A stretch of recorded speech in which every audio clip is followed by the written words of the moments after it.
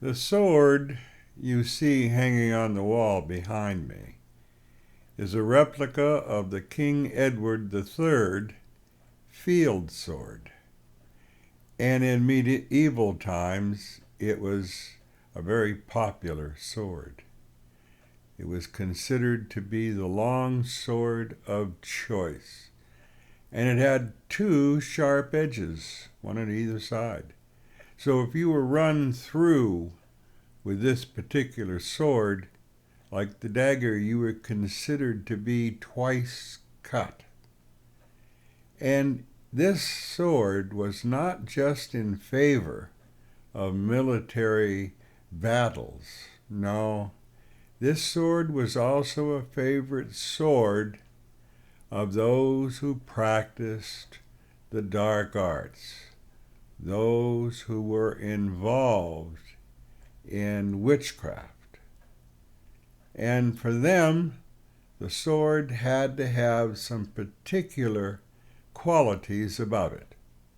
Number one, the sword indeed had to be double-edged, because they truly believed, like the warrior, that if you were run through with this sword, you were twice cut.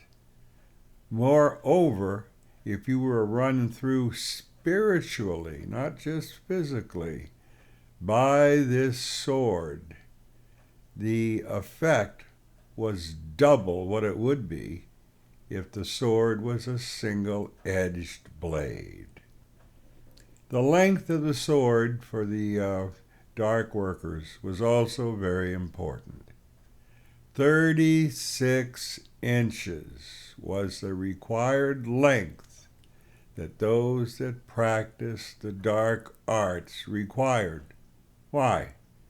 Because 36 is 3 and 6, and 3 and 6 is 9, and 9 is the number of divination. So the sword had to have a blade on it that was 36 inches long in length and was double-edged. And the dark workers considered the sword to be an extension of themselves, an extension of their spiritual prowess, a focusing instrument where they could aim it at an intended victim to magnify the effect of the invocation and the curse. And they called their sword an iron raven, after the fact that a raven was looked upon as being a harbinger. It could foretell the future. It could warn the owner what was about to be set upon their doorstep. Likewise, the dark worker, they considered this to be true also of the iron raven. They imbued it with certain characteristics and qualities that the blade actually never had, but they assumed it to be a spiritual instrument, an instrument of force. This is my iron raven. Does it have any political significance for me? No, no. It's a relic. It's an icon. I think it's cool to have. And besides, it wouldn't qualify anyway. The blade on this is only 30 inches long.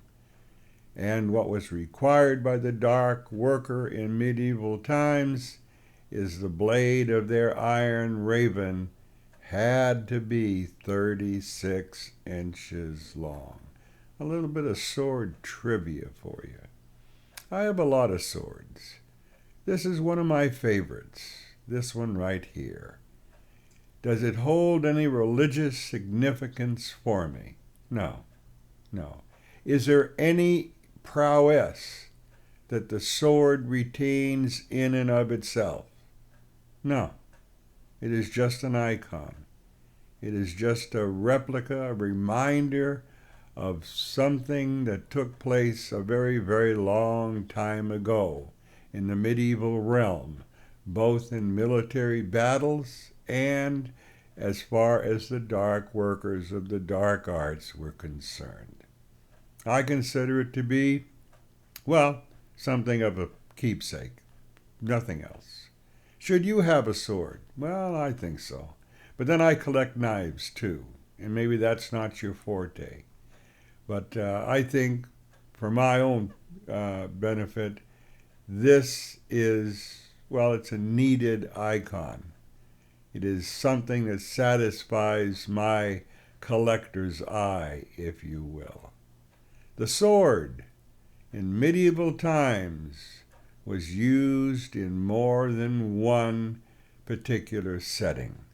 For the military man, it was a fighting instrument, and it was well prized for its ability to deliver absolute destruction to anyone that was run through or cut through by this instrument. To the dark worker, well, it was equally important to them, only more on a spiritual basis than it was a physical basis. The Iron Raven, my Iron Raven. Should you have a sword? Well, that's up to you. Should you have a dagger? That's up to you. I collect these things. So for me, well, it's a hobby. For those who practice the dark arts, this is a required instrument. Even unto this day, you'll find that every one of the dark workers will own an Iron Raven and will also own a dagger. Little humor, little history, little trivia from the ancient past.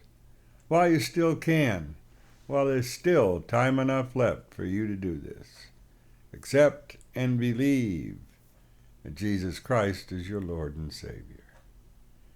Until next time, this is Stephen. Talk to you when the wind shifts. See ya. Bye.